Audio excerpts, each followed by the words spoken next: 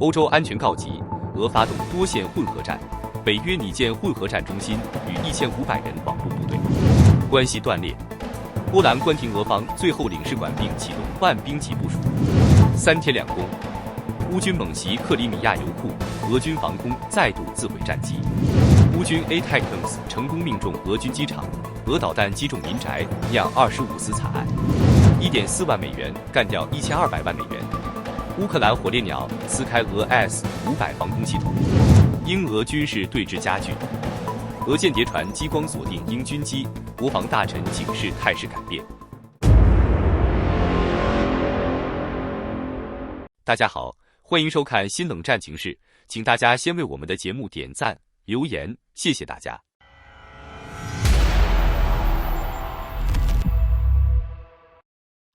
近期，欧洲多国政府与军事机构陆续发出警告，指俄罗斯正对欧洲展开全面性的混合战争。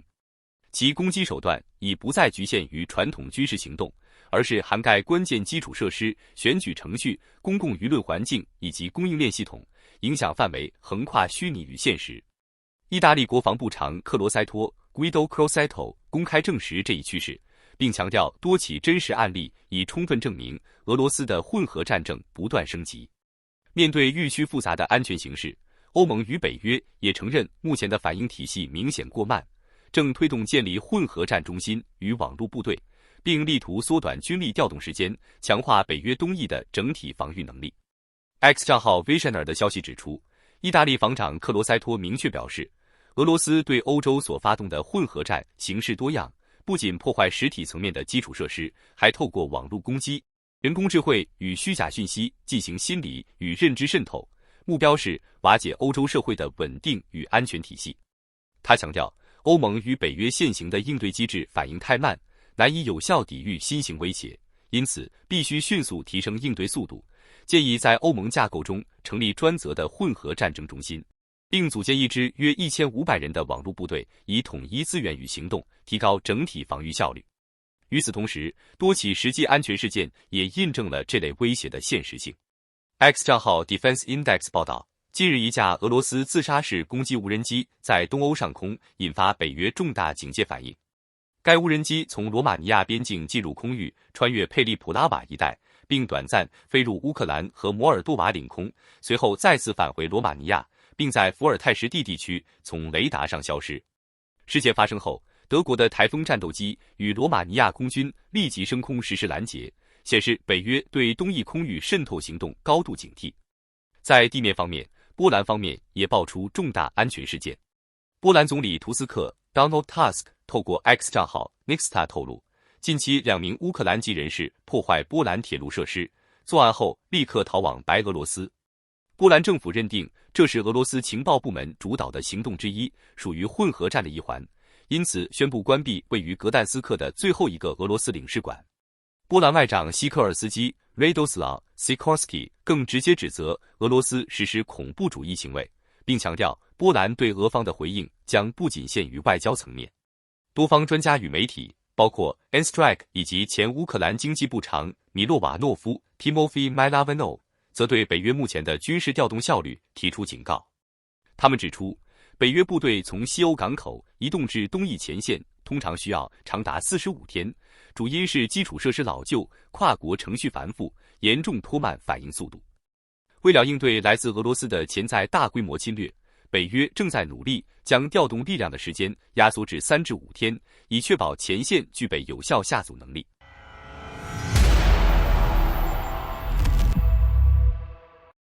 波兰铁路线遭破坏事件继续在欧洲引发强烈震动，华沙与莫斯科的关系也因此跌入近年来的最低点。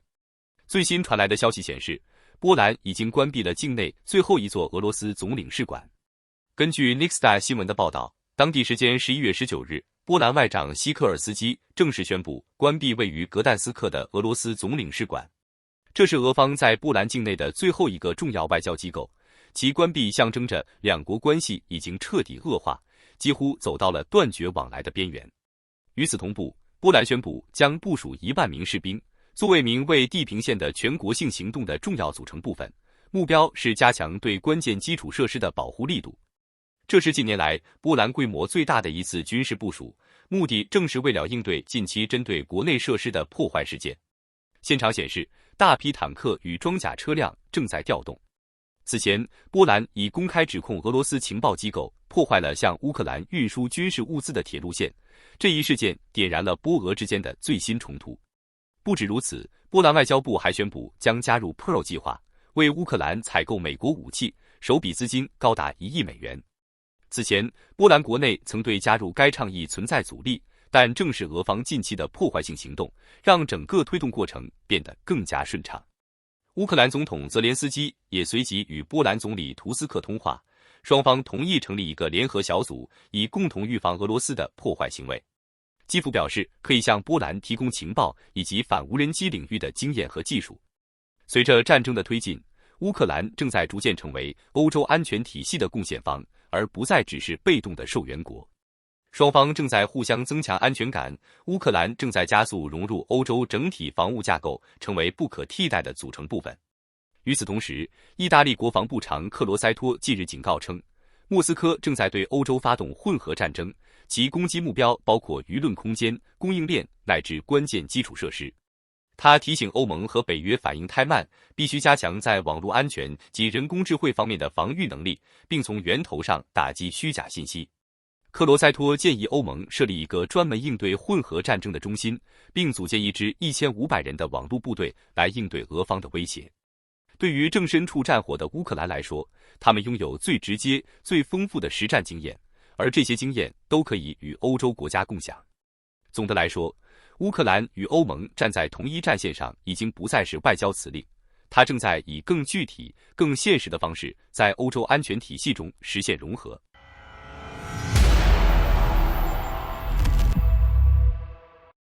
乌克兰在短短3天内第2次对克里米亚发动猛烈攻势，并成功摧毁了俄罗斯在当地的一座关键油库。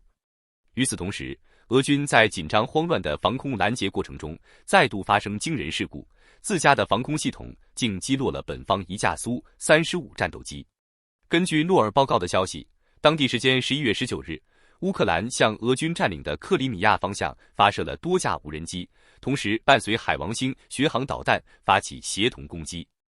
俄军的防空系统立即启动拦截，但乌军显然做好了部署，无人机群成功吸引和分散了俄防空的主要火力，给后方发射的巡航导弹开路，使得俄军的防线被迅速撕开。更为戏剧性的是，俄方的防空导弹在混乱中竟误锁定其本方正升空准备拦截的苏35战斗机，将其直接击毁。当时这架苏35正在执行对抗乌无人机的任务，结果还没出手就被自家防空打成了火球。随后，乌克兰的海王星导弹顺利命中克里米亚的一处大型油库，随即引发剧烈爆炸，大火迅速蔓延。现场画面显示，油库区域升起滚滚黑烟，在整个海岛上空形成巨大的烟柱，同时伴随着持续不断的爆炸声。截至目前，莫斯科方面仍未就事件做出公开回应，具体损失仍有待确认。但在俄乌战争中，俄军防空系统误击本方目标已不是罕见事件。此前，俄军的苏30也曾被己方击落，甚至莫斯科市区的居民楼都曾被铠甲防空系统的导弹误射命中。据俄方公开数据，一架苏35价值高达8500万美元，如今却等于被乌克兰零成本打下，这无疑令俄军防空体系再度蒙羞。与此同时，乌克兰继续对俄罗斯境内的电力设施发起报复性袭击。首先遭殃的是梁赞州的新米丘林斯克发电厂，这里突然爆发大火，4号和5号机组被彻底摧毁。当地州长声称成功击落全部8架来袭无人机，并将火势归咎于落地碎片所致。但奇怪的是，他同时又下令禁止在社交媒体上传播火灾的真实现场画面，引发外界对损毁程度的质疑。该发电厂是梁赞地区规模最大的电力设施之一，总容量高达3000兆瓦，其受损势必影响多个区域的供电稳定。紧接着，俄乌边境附近的库尔斯克地区也遭到无人机袭击，一处大型变电站被摧毁，造成约 1.6 万户居民在寒夜中突然断电。当地民众罕见地感受到了乌克兰人长期经历的战争冲击。这连续的一系列袭击和事故，进一步让俄境内的民生和军事体系承受巨大压力，也让战局变得更加复杂且难以预测。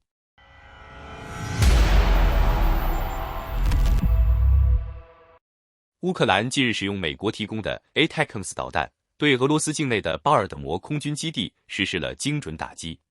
与此同时，俄军的巡航导弹却击中了乌克兰杰尔诺波尔市的一栋居民楼，造成包括2名儿童在内的25名平民死亡。根据开源情报技术的最新跟进报道，乌军此次攻击的目标是位于沃罗涅日的巴尔的摩军用机场。早在袭击发生前，就有相关情报在网络流传。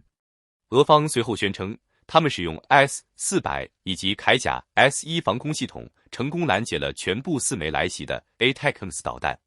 然而，从现场流出的录像来看，天空中出现了4道明显的烟迹，这正是 ATACMS 集束弹头在空中抛洒时的典型特征，表明导弹并未被击落，而是以成功引爆完成任务。更引人注意的是，俄方媒体发布的导弹残骸图片显示，ATACMS 的弹体结构依然保持完整，未见到防空系统造成的破坏痕迹。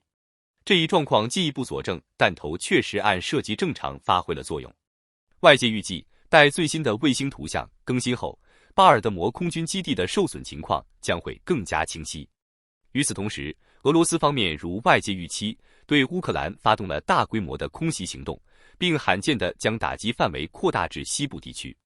在乌克兰西部的杰尔诺波尔市，一栋居民楼遭到俄军 Kh-101巡航导弹直接命中，目前已造成至少25人死亡，其中包括2名年幼的儿童。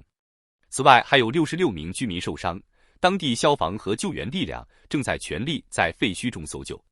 这是乌克兰近段时间遭受的最严重的一次袭击，震动全国。这次针对平民区的打击预计将引发西方国家的更强烈反应。乌克兰方面也已调动更多导弹和无人机，准备展开反击。另一方面，持续的俄乌战争也让俄罗斯的军火出口遭受沈重打击。根据斯德哥尔摩国际和平研究所 CIPRI 的统计数据，过去5年间，俄罗斯在全球武器市场的占比已从此前的 21% 急剧跌至 7.8%。俄乌冲突爆发前，俄罗斯每年能从武器出口中获得大约140亿美元的外汇收入。但到2022年，这一数字已经被腰斩，而截至2024年，俄罗斯的武器出口买家数量也从47国下降到33国。俄乌战场几乎成为各国武器的实时测试场，优劣立判，俄罗斯武器在战场表现下滑，使其国际需求进一步缩水。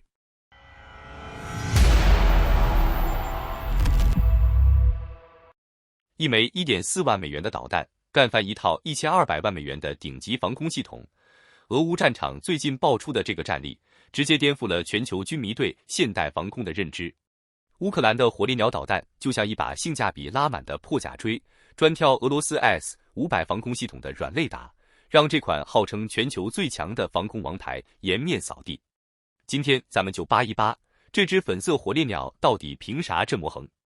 光看数字就能感受到满满的冲击力。乌克兰火烈鸟导弹单枚造价仅 1.4万美元，而俄罗斯 S-500防空系统的单套采购成本超过1200万美元，更别提拦截时还要消耗单价数百万美元的配套拦截弹。这意味着用857枚火烈鸟的成本才抵得上一套 S-500的造价，更别说实战中往往需要多枚拦截弹应对一枚来袭导弹，效费比直接崩到血亏。俄罗斯国防部最近的战报里悄悄删掉了 S-500有效拦截乌军远程武器的表述，反倒是乌克兰总统泽连斯基在10月底高调宣布火烈鸟已投入实战，精准命中预定目标。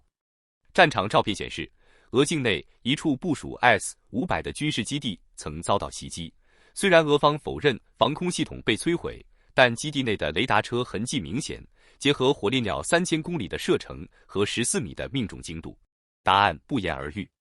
很多人好奇，造价这么低的火烈鸟，难道是靠瞎猫碰死耗子命中目标？恰恰相反，它的设计思路完全是冲着 S-500的短板来的。作为俄罗斯防空体系的王牌， S-500主打超远射程和高空拦截，能对付弹道导弹甚至卫星，但面对贴地飞行的小目标，却暴露了雷达盲区的致命缺陷。火烈鸟采用了堪称狡猾的低空突防战术，全程保持30米左右的飞行高度，利用地形起伏躲避雷达探测。这种飞行方式就像贴着地面跳舞，让 S-500的远程搜索雷达很难锁定，就像用望远镜找蚂蚁，看得远但看不清近处的目标。更关键的是，火烈鸟虽然造价低，核心性能却不含糊 ，1.15 吨的战斗部威力堪比小型航弹，3000公里的射程能覆盖俄罗斯欧洲部分的核心区域，14米的命中精度足以精准打击雷达站、指挥中心等关键目标。从技术细节看，这枚导弹是乌克兰战时智慧的产物，台翼莫做复杂的折叠设计，发动机直接装在弹体尾部，用卡车就能搭载发射架实现机动部署。没有花里胡哨的黑科技，却把低成本、高机动、专打软肋的思路贯彻到极致，完美避开了与俄军的技术硬碰硬。火烈鸟手撕 S-500的案例，戳破了武器越贵越厉害的迷思。俄罗斯为了打造 S-500 这样的明星装备，投入了海量研发资金，却忽略了战场环境的复杂性。在俄乌冲突这样的混合战争中，昂贵的顶级装备往往面临高射炮打蚊子的尴尬。对俄军来说，现在陷入了两难困境，用 S-500 拦截火烈鸟，打一次亏一次，长期根本耗不起；不用 S-500 拦截，又挡不住这些低成本导弹的持续袭扰。有军事专家测算，乌克兰如果把火烈鸟的产能提升到每天7枚，这是其计划目标，每月投入的成本约300万美元，却能让俄军每月消耗数千万美元的防空资源。这种成本绞杀比单纯的军事打击更致命。而对其他国家来说，这个案例也提供了重要参考。未来武器发展既要有人造卫星、高超音速导弹这样的高精尖王牌，也要有火烈鸟这样接地气的杀手。战场从来不是装备参数的比拼，而是体系、战术与成本的综合较量。能精准打击敌人软肋，又能让自己承受得起消耗的武器，才是真正的战场赢家。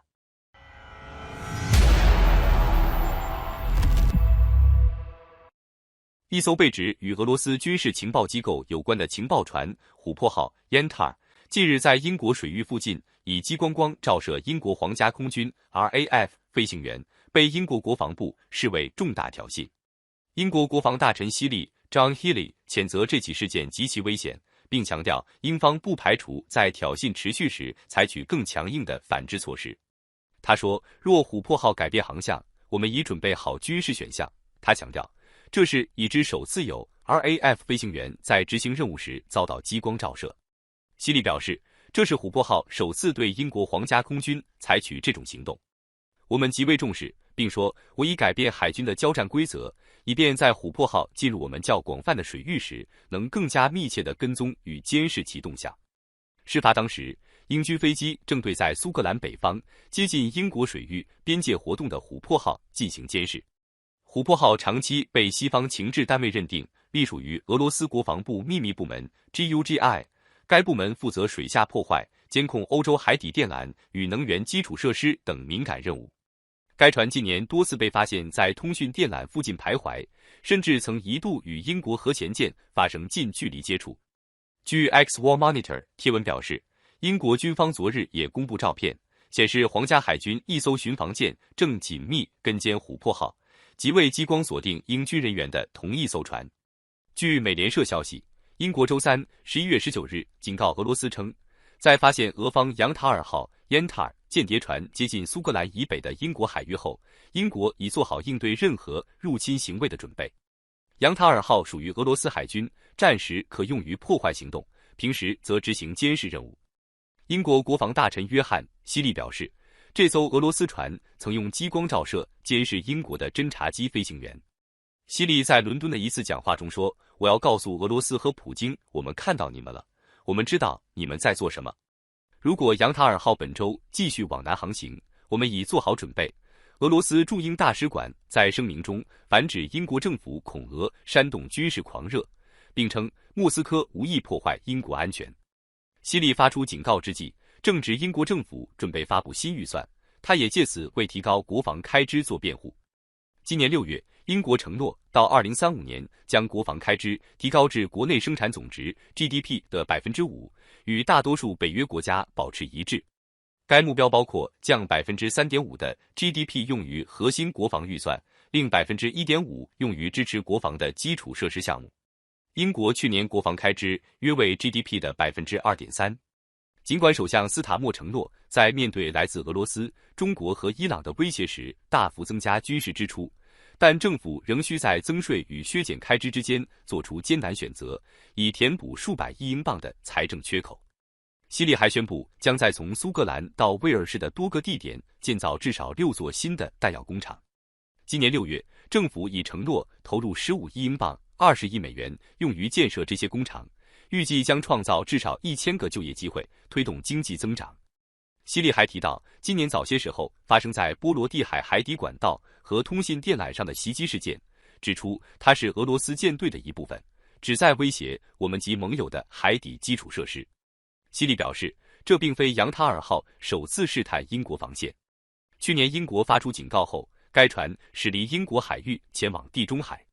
今年1月，当他穿越英吉利海峡时，英军负责本土防卫的索美塞特号 HMS Somerset 护卫舰全程跟随。好的，感谢您一口气看到最后了，这是对我们最大的鼓励和支持。要看最全面、最及时准确的战场热点报道更新，就请每日锁定新冷战情势。如果您喜欢我们的节目，也请您点赞、留言、订阅，把视频分享出去，让更多的人看到这个节目。想要赞助我们的朋友，可以打开超级感谢打赏赞助，帮助我们能持续做出更多好节目。谢谢大家。